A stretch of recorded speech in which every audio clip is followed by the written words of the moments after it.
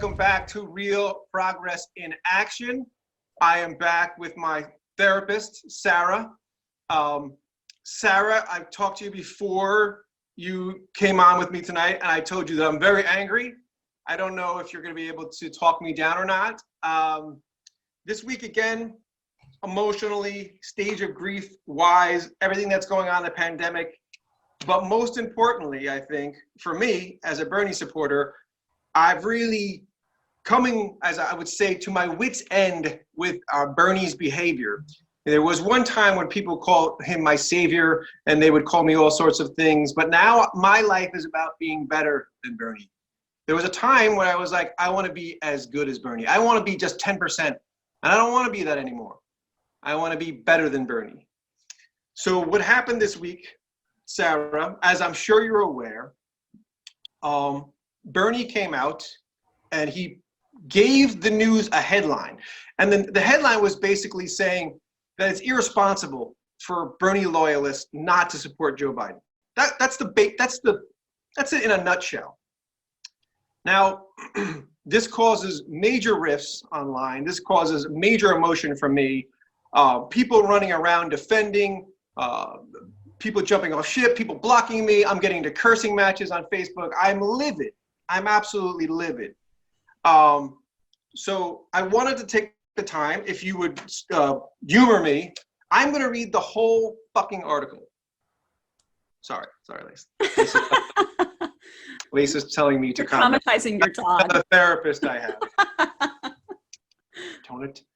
I'm going to read the article to you. And yes, I want any angle that you want to give me. If you want to give me therapist angle because I'm being too angry, if you want to give me your Bernie loyalist take on it, but make sure you put your character. You're going to have different hats from now on. Okay, you're going to have therapist hat, and you're going to have Bernie loyalist hat, and then you're going to have oh yeah, I agree with you, you crazy bastard hat. Okay, so here we go.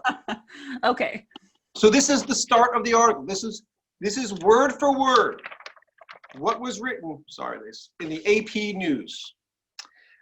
Bernie Sanders said Tuesday that it would be irresponsible. All right, I'm giving it a little passive-aggressive tone. Let me start over again. That's not fair to Bernie. That's okay. You can give it feeling. Give it feeling. No, I don't want to. That wasn't fair. Bernie said Tuesday that it would be irresponsible for his loyalists to support Joe Biden. No, sorry, that was Freudian slip. Can I pull it back? We should start again. That was wishful thinking. That was fantasy, Bernie. That was my fantasy world. Let me get back to reality. Okay. That was a completely different article written in my head by fantasy Bernie boy Matt Stoic. All right, Bernie Sanders said Tuesday that it would be irresponsible for his loyalists not to support Joe Biden, warning that progressives who sit on their hands, these are in quotes, by the way, sit on their hands in the months ahead would simply enable President Donald Trump's reelection. Any feelings about that? Well, I would want, if I were the reporter, I would want him to expand on that, and I would ask him what he means by sitting on our hands. And but I would say to you, this headline, and then people don't choose to read. Some people who in alternative media who was supportive of Bernie, yeah, they didn't even read the article. They're like, they just tried to, I don't even know how to CNN it or whitewash it. Yes. I'm reading verbatim. So what was, I would beg though to ask, what is the difference between Biden and Trump? Then that's what I would need to know. But it's worse than that, because Bernie knows better than going to the press and giving them bait. If Bernie's telling me that it was the press that caused him to lose the election, and then Bernie goes to the AP News to do an interview shortly after he endorses Biden and says this, and of course the headline was Bernie says it's irresponsible for his loyalists not to, vote for Joe Biden or something like that. That was the headline.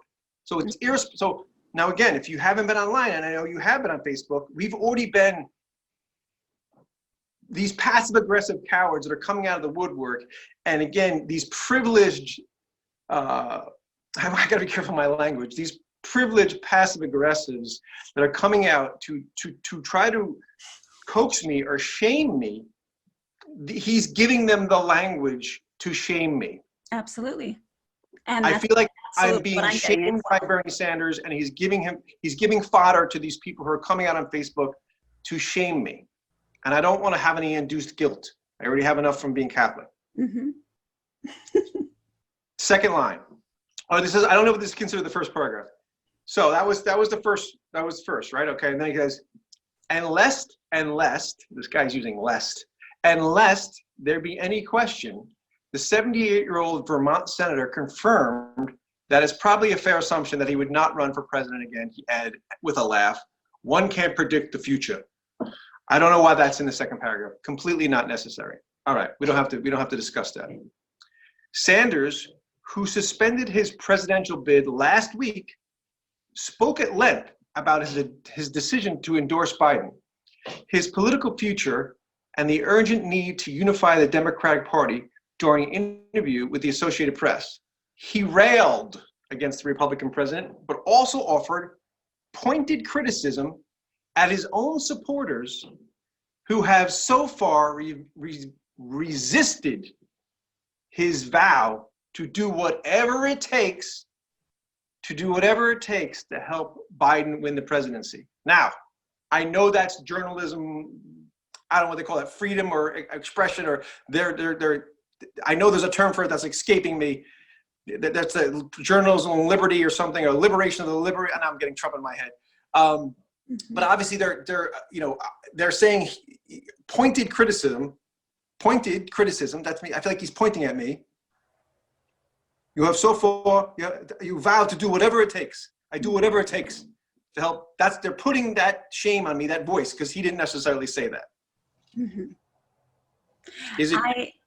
I do feel there's definite media bias there, that they are absolutely using their media bias in order to shame us into voting the way they want us to. So this is obviously a popular media tactic in order to get us to vote Democratic and vote the Democratic nominee in that they want us to vote in. And I do believe that, yes, they probably did coerce or push Bernie Sanders into speaking the way, I believe they asked him leading questions. They probably asked him leading questions in order, do you feel it would be irresponsible for? Well, I would not put it across the media not to set him up, or look for the gotcha moment or whatever. Absolutely. Well, what do you think? Do you think it would be irresponsible for your voters not to vote for Biden then? Right, we'd have to absolutely get the full interview. Right, we'd have to get the full interview. We'd have to see it from start to and they're not showing us that interview. They're just writing a piece on it. But again, Bernie doesn't come out and say, hey, that hit job, that A&P, that was a hit job. He doesn't go after the DNC. No. He doesn't go. No.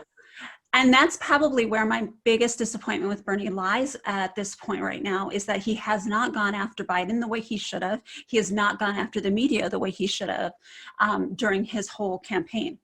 And there are rumors that there were political consultant missionaries, high paid, in his campaign. Now, I do not know if that's true. That's the other thing. When you're on Facebook, everybody wants everything verified. Like, I have the time. Like, they were also talking about delegates being no longer given to him, and races being shut down, and all the delegates were going to go to Joe Biden, and there was just other chaos online. And you and I were talking about an insider on his campaign that had possible inside scoops with Bernie as well as with Obama, and that's how the talks were being made, that Obama was coercing him. The other thing is terrible about that, because now this is just coming out with me and you talking, if you have mercenaries or political consultants in your campaign, you don't think they're going and running to tell Obama what's going on? That would be a great up if somebody got to go speak to Obama and tell him exactly what's happening inside the campaign. Or going to the DNC and saying, "Oh, this is the problem. This is the numbers. This is how you guys could win." So you got a mole. I'm not saying it happened. I'm saying it's possible from what he put in his campaign staff. And we know just from the tone, the moderate tone that he was using, You know, again, the tone police got to him early on in the campaign. He was not taking anybody to task. But when the campaign ends, he's taking me to task. He's taking you to task. He's telling you it's irresponsible. Pointed criticism. I believe pointed criticism is this. I don't think it's your faith. I think it's this. And again, you know, I take this as hearsay, and that's my therapist hat on right now. I take this as hearsay. I take this as there is not a definite answer that Bernie Sanders did definitely say these things. I mean, they can put it in quotes, but again, was he led to say these things in that direct way? Okay, but I would just say that we're going to get to that. So let me continue. I want to jump ahead. Next line. He seemed to distance himself from his campaign's former national press secretary, Brianna Joy Gray, when asked about her recent statement on social media refusing to endorse Biden. His campaign press secretary refused. Now, he didn't say, well, that's irresponsible to her. Okay. But he did say, quote, she is my former press secretary, not on the payroll, Sanders noted. A spokesman later clarified that all campaign staffers were no longer on the payroll as of Tuesday, though they will get a severance check in May. But again, like you said, there might have been a long discussion on Brianna Joy Gray, and that's the one they chose to pull out. So maybe you're right, maybe you're wrong, but again, that's in quotes. And I do believe that, you know, with Sanders, it's one of those things where, you know, you do have that, you know, everybody was really upset even when Tulsi came out and in support of Biden. And I know that in the bylaws for the Democratic, you know, the DNC, you have to support the presumptive candidate. You're supposed to come out in support of him. That is written in the rules. So you have to endorse that candidate to show unity for that candidate. So even if you don't like him, you're supposed to go up there and smile and look pretty and say, okay, yep, I'm happy. You know, this is our candidate. This is who you're supposed to support. And I agree with this, and I agree with that statement. But I think at this particular moment, two things should have never happened. He never should have dropped out of the race when he did. He's really deflating the movement. It was a wrong time. It's the middle of a pandemic. It's a very confusing time. Yes. As a therapist, you understand that the emotional stakes are high. Absolutely. But not only that, Bernie is 79 years old. This is his last run for presidency. Yes. Sometimes, therapist Sara, promises are made to be broken. Sometimes a cause or a movement is bigger than a contract with a very corrupt DNC. So that he was not able to make a decision and say, you know what? First of all, I'm staying in the race, and I'm not going to leave the race until Biden decides Medicare for all. If Biden decides tomorrow, Medicare for all, I'm out. I'll do whatever I can to get you elected. He didn't leverage. He left before he leveraged, and I believe they got to him, like you said, but still, Bernie's got to be better than that. I feel like he has placed so much emphasis on his word and on his integrity. And so he feels much like he's got to stand by that. And I think that's part of the issue there, is that he's like— But you said in one sentence, and the other sentence, he's calling his voters irresponsible. So I'm having a disconnect. Understandably so. If I'm in your therapy session, I might start throwing chairs around. You might No, and understandably so. And I'm not invalidating your feelings here, because I understand where you're coming from. I completely understand, because reading that same article this week, I had the same feelings. I had the same feelings you did, which was, where is this coming from? And why are these things coming out now? And why is he saying this stuff? And in the same token, I do agree with you. He should have not dropped out. no matter what kind of pressure he was under behind the scenes, which I believe there was immense pressure for him to drop out behind the scenes. I don't believe he should have dropped out. I believe that he was under immense pressure from Obama, and that has come out quite a bit now that he has dropped out, that Obama was playing behind the scenes, that he should drop out. And I think that he needs to, he probably just needs to kind of quiet down now and not say much more. But I think but you know that's not going to happen. And no. I'm gonna throw Bernie under the bus even further. He has sent out a fundraising email. I didn't get it. I haven't seen it. I'm sure it's in there. But he has sent out a fundraising email on behalf of Joe Biden. Yeah, because he's fundraising for But you can't at one moment call me irresponsible and start saying all this stuff. And then, oh, hey, by the way, no, you have my money. You had my time. You didn't inform me that you were leaving the race. I was not informed. So do you plan on sending any money? Hells no. Good, because neither do I. Hells no, but I don't want any emails too, and I don't want someone to tell me that I'm irresponsible. I think what he did was irresponsible. I think endorsing a candidate who has a credible rape allegation is irresponsible, particularly during a pandemic, and particularly when your own staffers, your own female staffers are saying, this is not a good idea. You're a little out of touch here. You're missing this. Now, the people on Facebook that I'm most angry with now is feminists. Feminists that are not protecting Tara Reade. So now, again, I know the word feminist, which I had to learn this. There are many different kinds of feminists. Agreed. So the only people that I want to talk to right now is radical feminists. If you're any other feminist, I'm really not interested. Come with me with your radical feminism, because what is going on here, telling me that I need to endorse or do everything I can to elect a person with an alleged rape complaint, and a legitimate rape complaint with the Washington, D.C. police, that's irresponsible. Mm-hmm. And until that's cleared up, I don't want fundraising. I don't want other people on YouTube telling me. I don't want coming to my Facebook page. We're not dismissing rape allegations. We're not doing that. That's not happening anymore. This is, if I have to take over the Me Too movement or the Time's Up movement, so be it. But we're not doing that. So it needs to be investigated. And I need Bernie to stand up and say, you know what?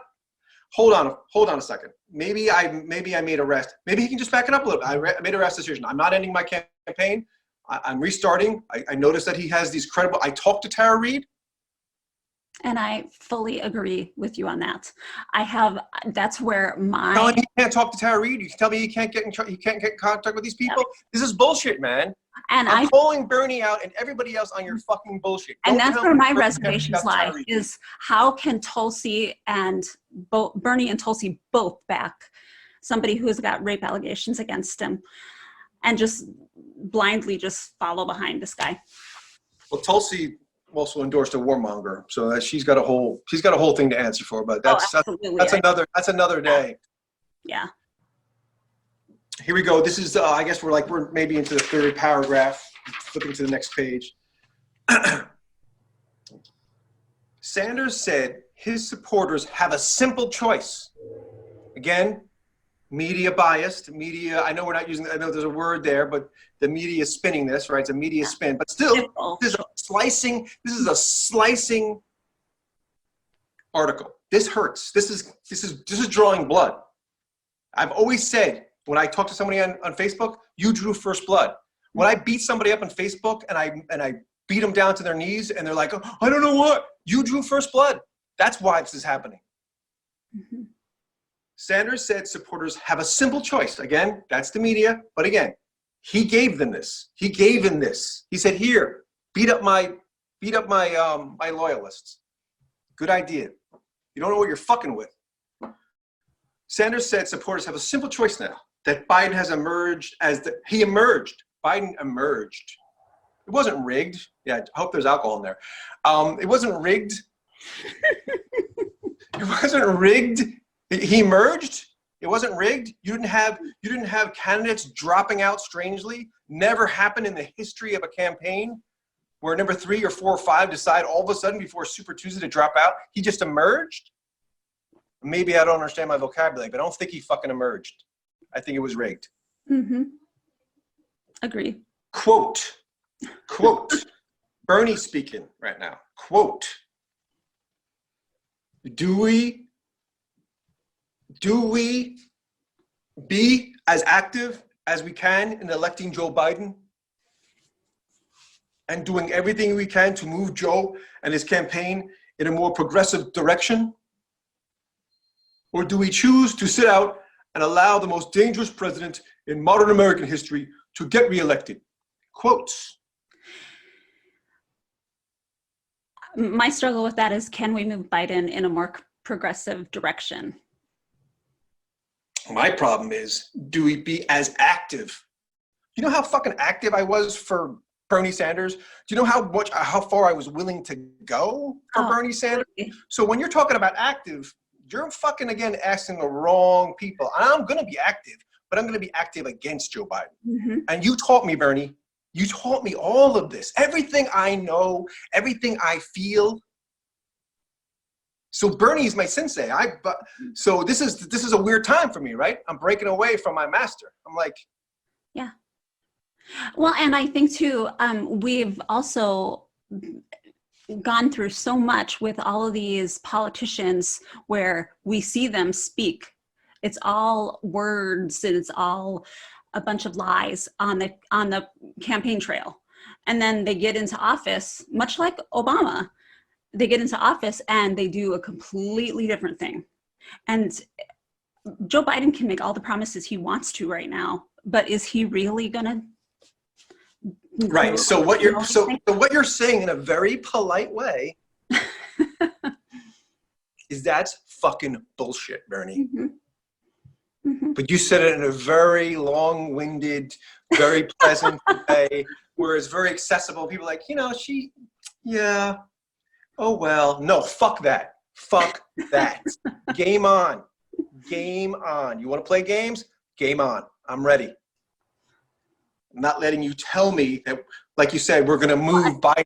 The guy who said, I'm going to veto Medicare for all if it comes. I'm going to fucking veto Medicare for all if it comes across my desk. What the fucking evil motherfucker? Again, are we talking sociopath? We just passed it. We marched it through. Medicare for all. We did it.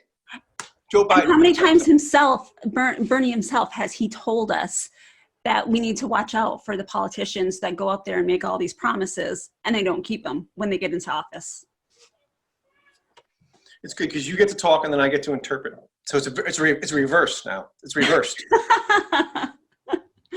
I get to say what you wish you could say in every session. I'm your alter ego. Yes. So let's continue. He continued, quote, here we go. Strap in, everybody. Take some breaths, do some push-ups. Woo, here we go. Wear your Bernie shirts. Well, I might rip it off at the end. You never know. Could have been all set up. He continued, Bernie continued, quote, I believe that it's irresponsible for anybody to say, well, I disagree with Joe Biden. I disagree with Joe Biden, and therefore, I'm not going to get involved.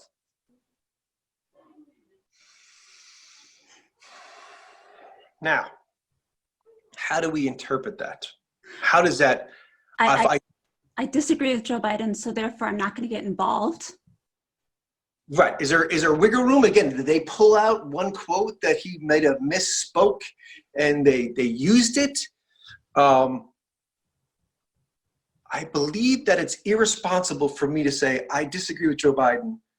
I disagree with Joe Biden. He doesn't want you to say it twice. And therefore, I'm not going to be involved. So maybe it's code. Maybe I'm supposed to hear it a different way. Maybe he's saying, I disagree with Joe Biden. I disagree with Biden. You got to get in. You got to do something about it. It's code. Help me. They're going to kill me otherwise. I believe that it's irresponsible for anybody to say, well, I disagree with Joe Biden. I disagree. Maybe he's saying, I disagree with you saying, I disagree with Joe Biden. You should be like, no fucking way, Joe Biden. I disagree. I disown Joe Biden. There's nothing about Joe Biden that I even find palatable. He's a liar like Trump. He's lied his whole career. That's right. He has all sorts of sexual allegations that you can view online if you'd like to be that creepy and see some of the shit that he's done. He was a segregationist. He supports wars. He supports how many different things? I mean, that I can't even imagine why anybody, I mean, you can't find a difference between him and Trump. I mean, fracking, he even said to voters, he said, if you don't like that I am in support of fracking, don't vote for me.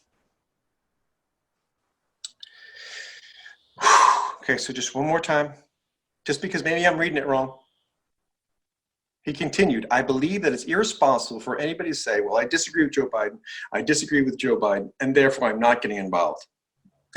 It just doesn't, you're right in a way that it doesn't resonate what Bernie would say. No. None of this seems to make sense. But again, why would Bernie go to the press? But because I disagree with Joe Biden, who is he talking to? Nobody in our movement would talk that way even. They wouldn't say, I disagree with Joe Biden. That's not what they would say. That whole statement doesn't make sense to me.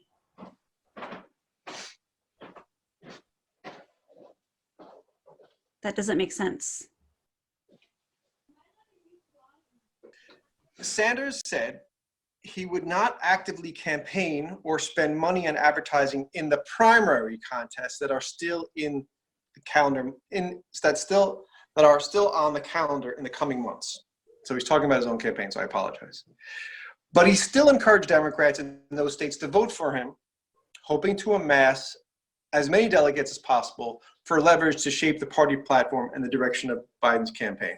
Which again, that's why he never should have dropped out. And when you drop out, you're losing all that leverage, and that doesn't make any sense to me. And he's endorsing Joe Biden, and then he's sending out emailers for people to donate. So again, it's all this weird mixed messages stuff. He also vowed to continue fighting for progressive priorities such as his signature Medicare for All as a senator, even though Biden has refused to embrace the government-backed single-payer healthcare system. Okay, so, again, none of what Bernie Sanders is doing makes sense. Again, a lot of people are going to maybe come out later and tell us what we're missing. I don't know what we're missing. I don't understand why he would drop out. I don't know why he would endorse Bernie. I know it's a pandemic, but again, he still needed to stay until the end and just say, look, some of those things that I just said, I can't leave until he embraces Medicare for all. I would love to leave, but not during a pandemic. These issues are too important now. Agree. Flip the script on everybody. I have to stay in. Medicare for all is too important right now. And I think there's a lot more people out there who are saying the same thing now. There's a lot of people out there saying, we obviously need a healthcare plan that's going to work for everybody because you brought this out last broadcast. You said every year 60,000 people die from Medicare, but now we're flipping out and we're closing everything down because we're trying to keep the number of deaths down. But when it's just a regular day, everybody just can't wait to get back to their fucking regular lives. That's what's going on here. And now there's a push. Now there's a real definite push where you're seeing even more and more people saying we need something, because now there's people out there saying I can't eat, let alone go to the doctor. And as you were saying earlier, that what was really making you upset is, we've got a president out there that's saying liberate, and these people are protesting in the middle of a shutdown. And again, I get that Trump's a madman, but you can't put Biden against a madman. You can't tell me a greater evil like Trump, an evil we've never seen before in our American history. You can't tell me that the lesser evil Biden is the guy. Well, a guy who can't string two coherent sentences together. I'm sorry. And again, no, but you're a medical professional. I'm sure in your time you've learned over time. My father suffered from Alzheimer's and dementia. So policy and evilness behind on Joe Biden, he's mentally not fit. So again, we have a lot of things that we're questioning Bernie about. How is he jumping over all these obstacles to still try to get Joe Biden elected? It doesn't make sense. That's where I'm upset. It's like he hasn't addressed the rape issue. He hasn't addressed Joe's cognitive issues. And he did address the rape issues. He says it's fair game to have an investigation.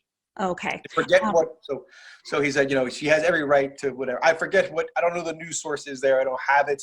But I mean, the cognitive decline in Joe Biden is obvious. I mean, everybody's like, well, he's always stuttered. Well, this is beyond stuttering. This is beyond stuttering. I mean, he introduced his sister as his wife or something at one point. Right. Again, we're going to go down a road that nobody else understands, that a few people understand about this moment. And I don't know if you saw, but there's a comedian who's had a viral video about mortgage payments, and he railed on mortgage payments, and it went wild on the internet. Right? That's the kind of world we're in.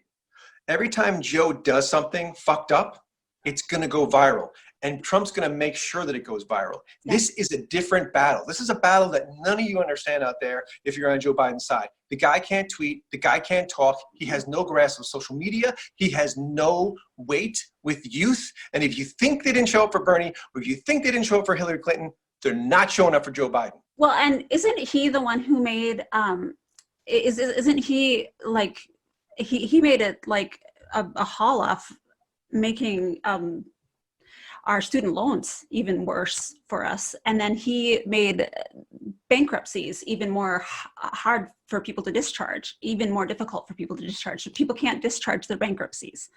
So that's another thing. I mean, and so now it's like, I mean, what else can we say about Joe Biden? I mean, and that's what everybody who keeps challenging me on Facebook, coming to me saying, you must vote for Joe Biden. I'm sitting here going, okay, so give me the positives about this man that make me want to vote for him. Nobody can give me anything other than that he's not Donald Trump. But it's worse than that.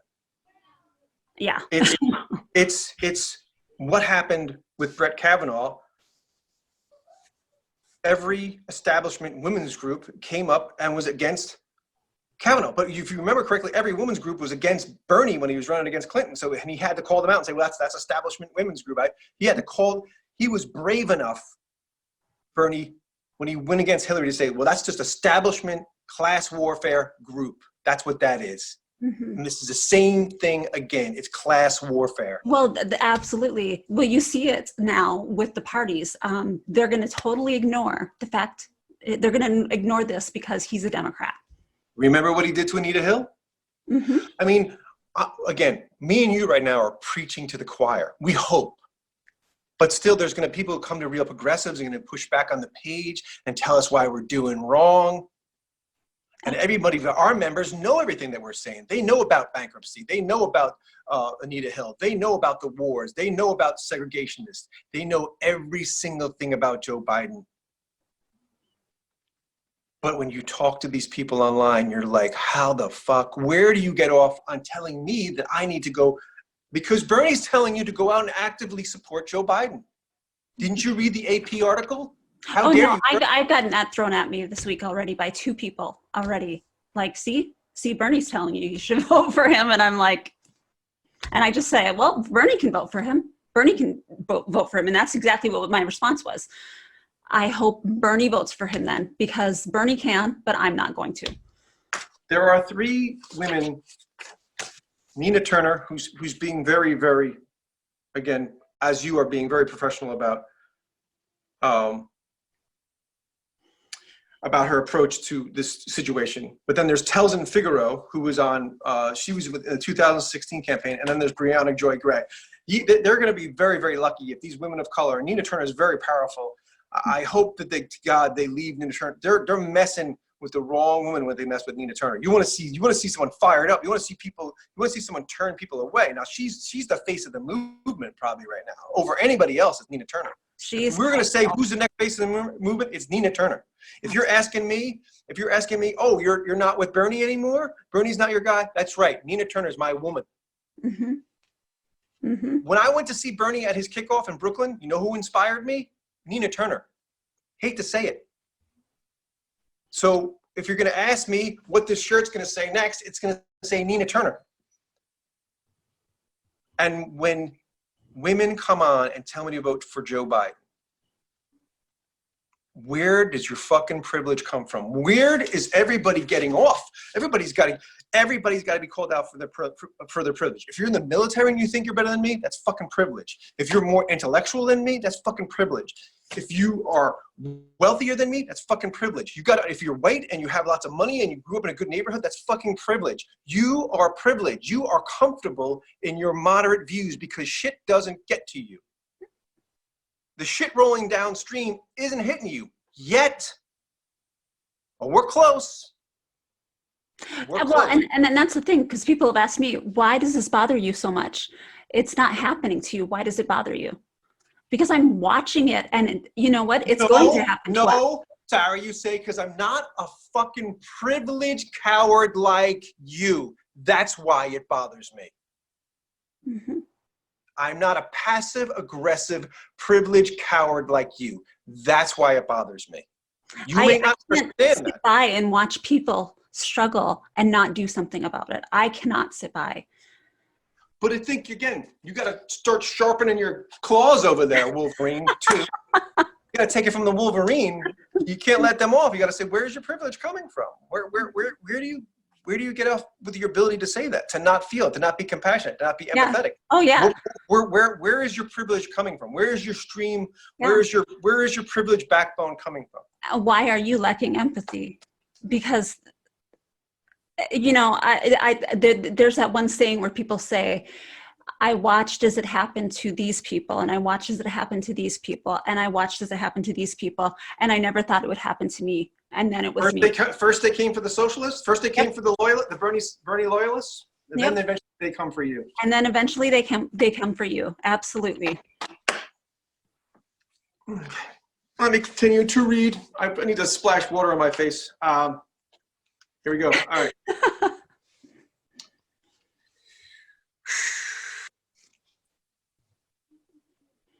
All right. So okay. So next thing is, if people want to vote for me, this is quotes. If people want to vote for me, this is Bernie talking. Okay. If people want to vote for me, we'd appreciate it, Sanders said, of the roughly 20 primary contests that remain where his name will appear on the ballot. He later added, I think you're going to see significant movement on the part of Biden's campaign into a more progressive direction on a whole lot of issues. Who believes that? Who believes that? Can I get I'll believe it, and I want to predict something here. If he picks Warren as a VP, who I'm no fan of, I believe it. But that's not going to happen. He's not picking Warren as a VP because Warren is too smart, too fast, too pit bullish. She would have to change her whole demeanor. She couldn't do it. It ain't going to be Warren. It's going to be Klobuchar, or it's going to be Stacey. It's going to be some moderate political hack. I promise you. Document this for the date I say this right now. There's no way it's going to be Warren. If it's Warren, maybe he's got a shot. But they are not going to let Warren in there. No way. It's a political hack. It's someone who can keep the party line just how he does. Because Warren's too smart. I agree. Sanders did not outline any specific plans to begin helping Biden in earnest, but he sent that email out to fundraise. So it is in earnest. So the press isn't wrong. The press is actually wrong there. Though he noted that he held dozens of rallies for former Democratic nominee Hillary Clinton. He held, I can't even talk about it because he did that. How could he do that? But he did it. He held dozens of rallies for former Democratic nominee Hillary Clinton 4 years ago, and would be at least as active for Biden. In the short term, he said, essentially, incarcerated in his home because of the coronavirus, social distancing guidelines, and he did not know when he would return to the campaign trail. Sanders brushed away questions about why he was willing to back Biden so much sooner than he did Clinton, whom he waited until June to endorse. He said recent conversations with former President Barack Obama did not influence his decision. It came down to simple math, he said.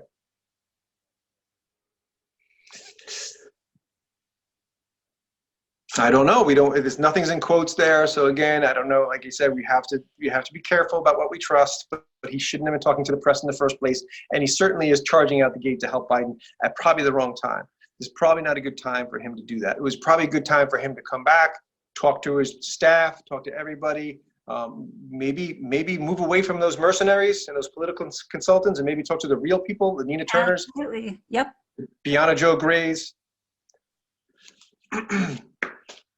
In 2016, Sanders said he had a mathematical path to the nomination all the way into the California primary, which was held on the last day of voting in June. That simply wasn't the case this year. Quote, what would be the sense of staying in, of spending a whole lot of money, of attacking the vice presidents, giving fodder for Trump? What's the sense of doing that when you can't win? Well, as we just said, and it's clear to us, Joe Biden is not mentally well, mentally fit, feeling well.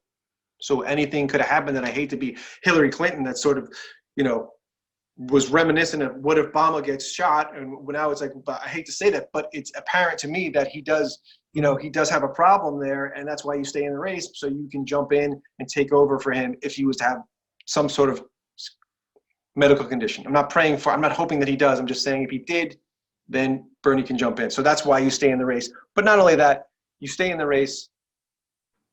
You don't have to attack Joe Biden. You can say at this time, I'm not going to longer speak about Biden. I'm going to let the race play out. There was other ways to do it. There was other ways to do it where he kept his people in. Think about it. He's bragging about 2 million volunteers.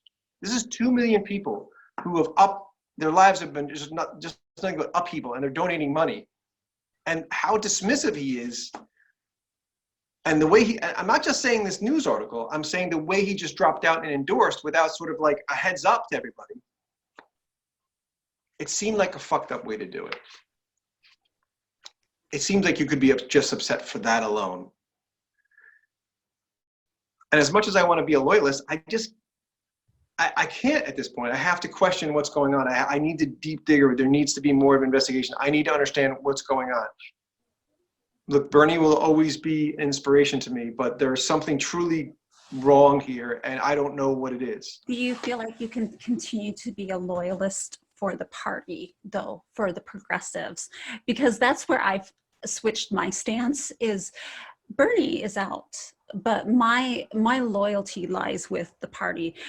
When he would always say, "Not me, us," I believed that, and where I've really placed my hope and my dreams with is, where are the progressives going, and what are we doing to make this happen? Okay, it's going to get worse with his last quote. Just so you know. Okay. It doesn't get any better. And I would say, just so everybody knows out there, so I can be fully transparent, I've always been left of Bernie. I believe in legalizing prostitution. I believe in actually legalizing most drugs, just because that's the better way to go as far as treatment is concerned. Yep. And making all treatment free and available for everybody. Mm-hmm. Correct. And they have revenue streams to pay for it. So legalize prostitution, legalize online gambling, legalize sports gambling, legalize all drugs. I know I'm probably missing one, but I've always been left of Bernie. So it's not like in that way and being a progressive. He was the first one that was sort of being very outspoken and sort of talked the way I enjoyed hearing. There's a little more, a bit of straight talk, as they call it. I don't like that term, but you know what I'm talking about. Okay, so last paragraph. Okay. Let's breathe. This is Bernie talking, and I quote, I, Bernie, will do everything I can to help elect Joe. He's going to do everything he can. Sanders continue. We had a contentious campaign? No, you didn't. No, you didn't. That's a lie. So again, contentious, you had a moderate campaign. You had a mercenary campaign. You had been listening to political, but okay, I'll let you go. Keep talking. We had a contentious campaign. We disagree on issues. Again, there's that soft word, disagree. I disagree with him. I disagree, Joe. But my job now, Bernie Sanders' job, is to not only rally my supporters. That's what he said. His job now is not only does he have to rally his supporters, but to do everything I can to bring the party together to see that Trump is not elected president.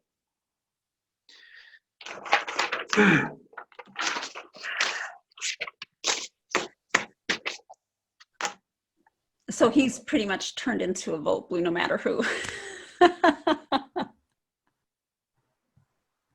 Vote blue no matter who.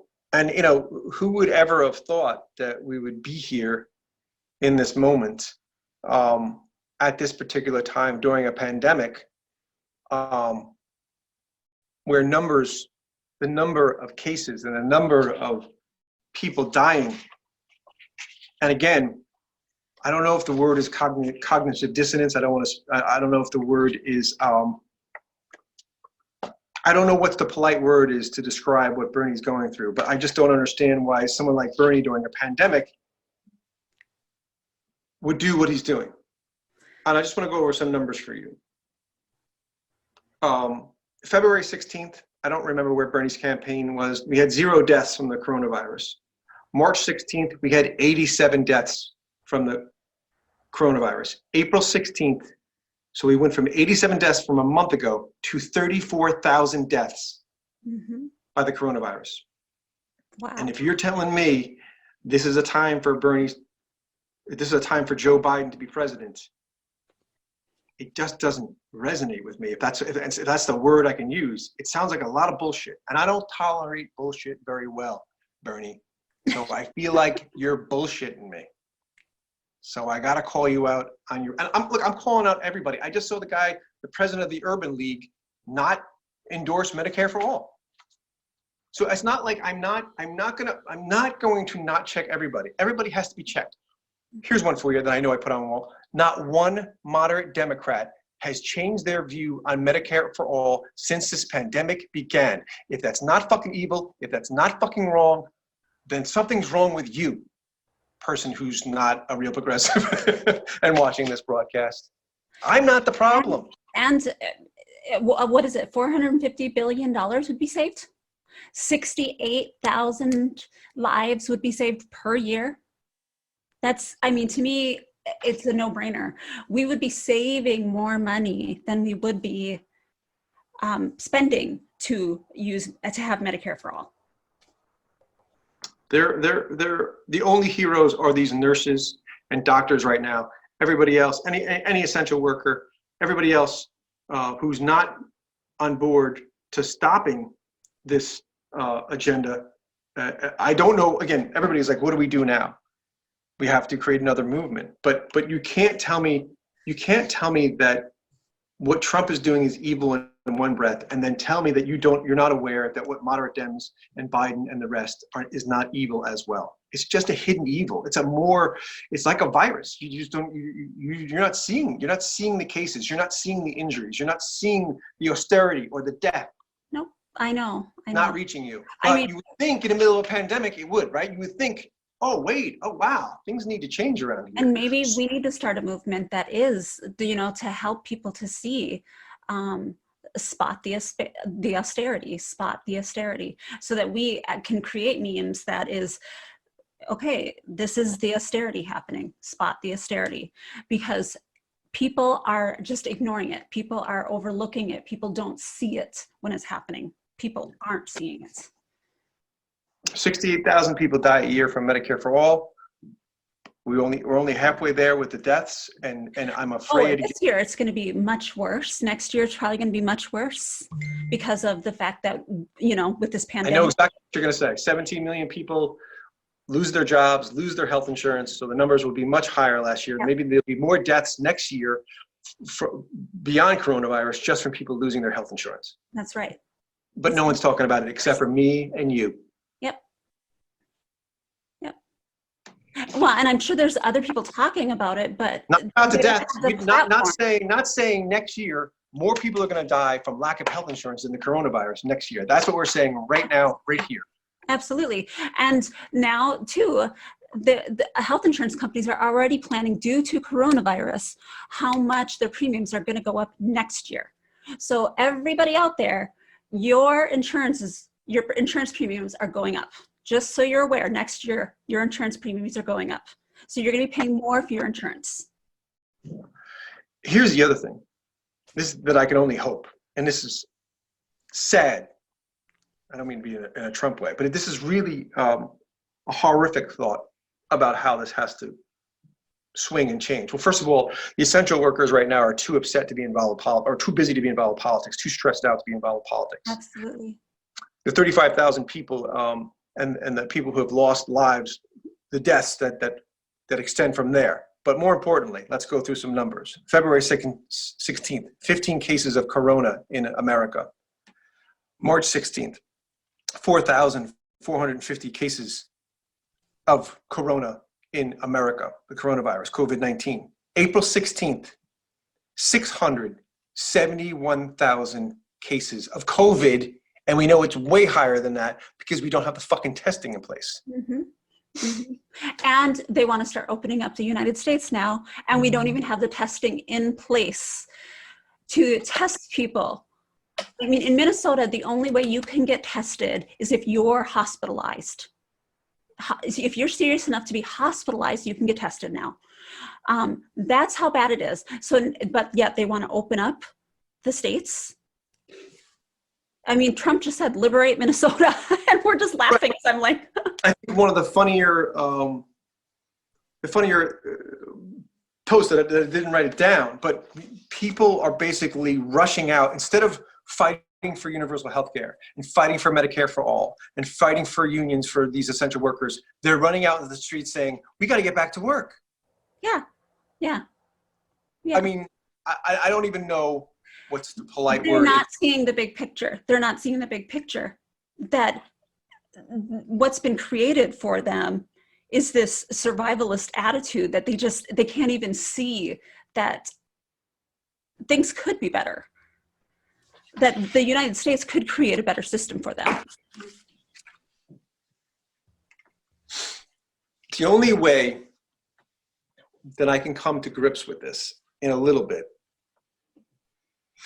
is the thing about Trump is he's a bully, right? So bullies, everybody knows, again, if you're dealing with a bully, I'm not saying every therapist should say this, but normally when you're dealing with a bully at school, the best way to deal with a bully is to punch him in the face, or at least fight him. You're going to have to fight him. Sarah's not saying that's what you should do, but from I'm not advocating that. I'm advocating. So we have a bully, and no one's punching him in the face. We have no punchers on our squad. No, everybody backs down. Everybody backs down. And not only that, when this virus was coming across the land and people were getting infected, and all these essential workers are going to are running into the fire to save people and working these long hours in these horrible conditions. And again, I don't know the exact date of Super Tuesday, but it was in the middle before the virus was taking its full effect. The one person who was out to save everybody, the one person that was running into the fire, 3 or 4 people gang tackled him, brought him down to his knees, and cut his legs off. The guy that was coming to save you, you fucked him up. You beat him down. That's right. So if there's an excuse for Bernie, is they beat him up so bad. He's so beat up at this point. He's so exhausted. He knows what he's up against now.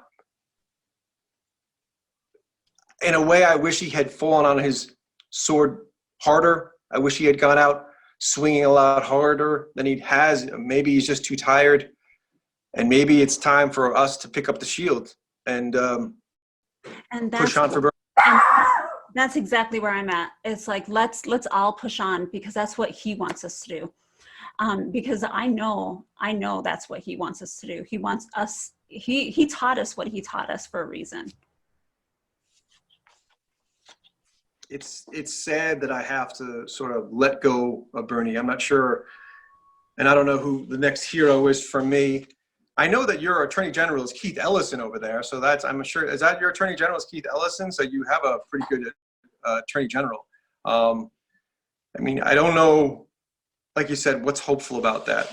Nina Turner, Brianna Joy Gray, and tells in We Figaro. also have, I keep forgetting her name, but she's one of the squad. So I love her. So she's wonderful too. And I just don't know how to reach these other people. It's so hard. You know, it's a big club and you're not in it. There's no George Carlin, right? There's no person to straighten these people out. You know, it's a big club and you're not in it, but no one seems to realize. Well, let's keep using our voices, and anybody out there who can use their voices, they should be using them. That's right. It's, what do they say? It's better to be a lion for one day than 100 years as a sheep.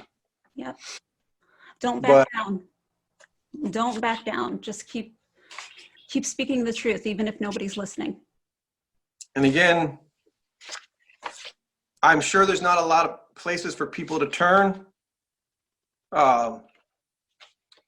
At this point, let's not give up on that. I'm here at Real Progressives. We're working really hard to create a network where people can come and still believe in the movement. I don't know where this leaves me. I mean, again, there are no other heroes. Don't look to Cuomo. He's just as bad. He's sociopathic. You can look up Nomi Kunst if you don't believe me. I'm not going to go into her whole. Well, he just made, before the whole coronavirus thing, he had made many cuts to people in the States because he did not want to raise taxes on the rich. And now you hear him making these speeches during this coronavirus thing, talking about the less than fortunate and how how they're suffering. And I'm like, oh, now you care? You know, and I think it's all lip service. Yeah, I mean, again, you would have to go and investigate.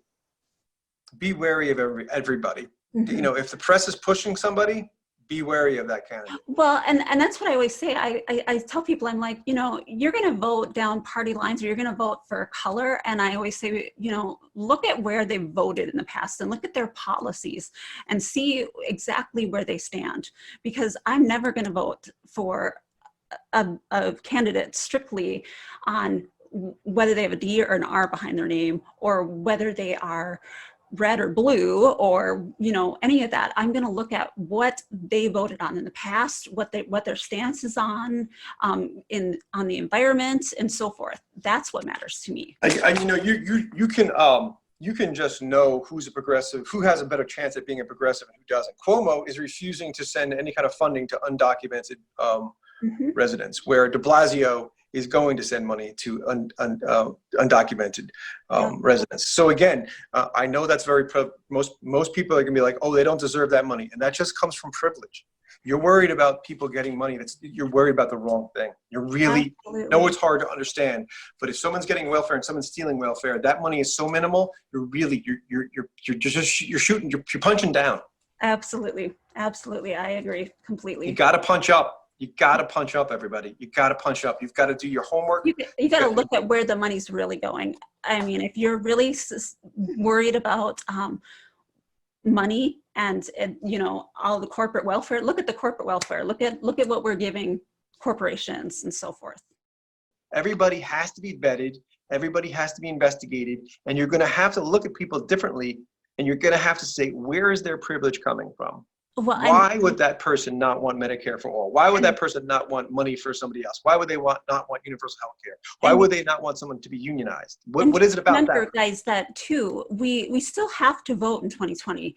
So even if you don't want to vote, still show up to vote because there's down ballot candidates that need to be voted for. There's so many progressive down ballot candidates that need to be voted for. So even if you don't want to vote for Biden, then throw in the green candidate, whatever, but just vote for the progressive down ballot candidates because we really need those ones in there because that's what's going to make the difference too. So and speaking to that, I know, and I just found this out, that New York State has the second lowest voter turnout in the nation. So you're completely right. We have one of the most, you know, maybe California is more progressive than us currently. Maybe, I don't know what other states are. But we have the second lowest voter turnout. So I agree with what you're saying. I'm not saying to sit on your hands and not vote. I'm saying you've got to get politically active. Pick the group that you want. Pick the people that speak to you. If the Democratic Socialist Party speaks to you, if there's an independent party that you can find that can speak to you, I mean, again, we're going to have to find, as real progressive, we're going to have to find out who our party is or what our movement is. But vet everybody, find out where their privilege is, and find the party that resonates with you, and get actively involved. Like you said, local is the way to go. And I'm just as guilty as everybody else. I know I just got a mailer from somebody who's Debbie Rose. He's my councilman. I don't know who she is or what. I don't even know what a councilman does. So, I'm not saying that, again, I'm trying to be fully transparent. I need to do way more. I need to get more involved. But at the same time, I was stuck deep inside the machine. The pandemic loosened my chains. They're trying to get the machine cranking again so they can get someone like me tied up again. I'm so busy paying bills and working that I can't talk on here anymore. So that's why they want the machine to get going, because if it sits too long, people are going to start figuring shit out. They got time on their hands. Absolutely. Yep. Right now would be a great time for a strike. Yeah, and I would totally agree. I totally agree with the general strike. But again, they know that these essential workers are, first of all, those are the ones that are probably most desperate for the job, right? They know nurses and doctors are the ones that care the most, so they're not going to strike. So you really get to see who the true heroes are. And again, it's upon us. You have to fight for somebody you don't know. No one likes people to get on here and yell at them. But it's time to let go of your privilege. Find out what's stopping you from caring about other people. This is a time for introspection and growth. I went after a comic on Facebook. His name is Russ Maneve. And he wrote a post about he couldn't believe how the news and how they questioned people. And he was just had a real problem with CNN. I said, wait a minute, you're a comic and you don't know that this is all fucking controlled messaging? You've been doing stand-up for all these years and you don't know? Absolutely. Mm-hmm. I said, it's your job to know. It's your job to realize you're the truth teller. You're the comic. You have the power. You have the freedom of speech. You can entertain. You can make people laugh, but you got to make them think. And then another guy came on and was like, oh, no, we're just comics. And I was like, fuck you. Do not let him back down. Do not get on here to tell him that it's okay to go back to sleep. I just woke him up. Don't you fucking dare put him back to sleep. Mm-hmm. And that's what I would say to everybody. You gotta go wake up other people, man. That's your job, to wake up other people. Shake them up. And I think that's why people like Lee Camp and Jimmy Dore, because of those. That's exactly what they do. They can make them laugh, but they are able to wake people up too, to make them go, wait. And again, my biggest issue again with the Lee Camps and the Jimmy Dores and the Tim Blacks is that I also know that they're trying to become famous and they're trying to sell merchandise. Mm-hmm. So you're going to lose a little bit of authenticity, but no going in. They wanted to be famous. They wanted to be actors. They wanted to be directors. They wanted the spotlight. They wanted to be rich. That's right. But their progressive views are pulling them and they're using that. Mm-hmm. So it's going to be hard for you to find anybody authentic. So when you see a Nina Turner or a Brianna Joy Gray or a Telson Figueroa, they're doing it because they really, truly believe this. And they're risking everything. And I know it's hard to find broadcasters that you can go, you know what, that guy resonates with me. I think he's telling the truth. I think he's doing it for all the right reasons. Well, and I think that's why Bernie Sanders resonated with so many people too, because he did come out and yeah, he could have been up there and just went up there like a lot of other politicians and said what was expected of him, because I think a lot of politicians, that's what they do. They can't say I want to legalize marijuana, because that might be not the right thing to say, because all of their constituents might not like it, but Bernie Sanders goes up there and says what he feels is right. He follows his integrity. And I think that's where a lot of people say, nope, he's the right one for me. You know who also wants everybody to go back to work? You know who? Biden's donors. You fucking might not know it, but trust me, every one of Biden donors wants you back to work. Oh, well, Biden's donors are corporations. They don't want you unionized. Mm-hmm. They don't want you to ask for benefits. They don't want you to do anything that would be progressive or would be a revolution. They want you back to work. They want to get those chains back on you so you can go back to not thinking, go back to all the restrictions. get your sports back on the air, get everything that used to distract you, get you back out and get you off the issues and get them their profits and get you to worry about what other people are doing on welfare or the documents, or they're going to distract you. And what the Democrats are just as devious and evil, if not more so, because they control the messaging. They control what you see and think. Yep. So somehow, you've got to break out of this. And I keep telling people, I'm like, if our politicians are getting real big money from these corporations, you think they're going to listen to the people? Absolutely not. They're going to be listening to the corporations. They're going to be and the Democrats are especially good at it because it's like reading us a bedtime story and just being very, very nice and kosher about it and saying, okay, yes, we'll do what you want. But then behind the scenes, they're slipping all these bills through that we know nothing about. It's like, it's just like Obama saying, oh yes, I'm going to be great on the environment, and then going and drilling in Alaska. And again, that's why I'm sort of, again, going to bring it back, disappointed in Bernie, because the time was not to quit now. The time was, he had people on lockdown. He had them focused. Absolutely. It was really a time to educate and let them know what was going on. And really get onto social media, embrace Twitter, maybe drop down into his campaign staff and figure out and talk to maybe some of the younger voters who are actually asking him, please don't do this. Please give us your infrastructure. Please, we don't want you to end it like this. Viewers know Biden can't win. No. And it's for many different reasons that people who don't understand entertainment, they don't understand social media. They don't understand what's going on, how messaging has changed. You have YouTube. You have a guy who's tweeting. But there is a clip out there, and I don't have the date on it, but it's from 2019 when Biden said directly to a camera, I have no empathy for the youth. Give me a break, man. I have no empathy for them. How do you that was said in 2019. These kids are sharp as tacks and they don't forget. And you just have to keep sending that clip out. I have no empathy for you. And he's telling the goddamn truth. He's not lying there. He's like, you sit down, you shut up. We're running this. He's gonna drop Medicare for all down to 60 years old. Get the fuck out of here. Fuck you. That's an insult. Don't tell me to agree with that. Don't say, oh, I disagree. I say, fuck you, Joe Biden. That's outrageous. That's irresponsible. That's irresponsible. I'm not irresponsible. Joe Biden is irresponsible. And you fucking know it, Bernie. The press knows it. Anybody who's smart knows it. Every fucking moderate Democrat knows it. Every privileged motherfucker out there. Are they going to do a town hall with Biden at some point? I mean, don't they do that anymore?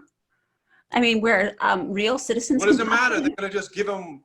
They're going to give them softball questions. Well, I would love. I mean, somebody like you. That would be awesome for you to throw questions at them. You want to put the kids at home. Put the X rating. A town hall where Bernie gets to ask Biden. No, a town hall where Nina. Where people get to ask Biden questions. I don't want. No. I don't want people. They're going to stack the audience. I want Bianna Joe Gray. I enjoy Gray. I want Nina Turner to ask the questions. Joe Biden. I want women of color, the people that crushed women and minorities. I want disabled people. I want the people that are going to hurt the most to ask. I want them to stare in the face. Feminists. Radical feminists. Yes. Tara Reid. She can run the town hall. Mm-hmm. All right, everybody. Again, I hope this made you feel better. I'm not sure it made me feel any better. I think we have a lot more discussions to go, but I thank you for your patience. Dr. Sara, I know you're not a doctor or therapist, Sara, but I like calling you Dr. Sara. Thanks, everybody. This has been Real Progress in Action with Sara Williams. Can I say your last name? Is that okay? That's fine. Yep. Do it for Real Progress in Action. Good night, everybody.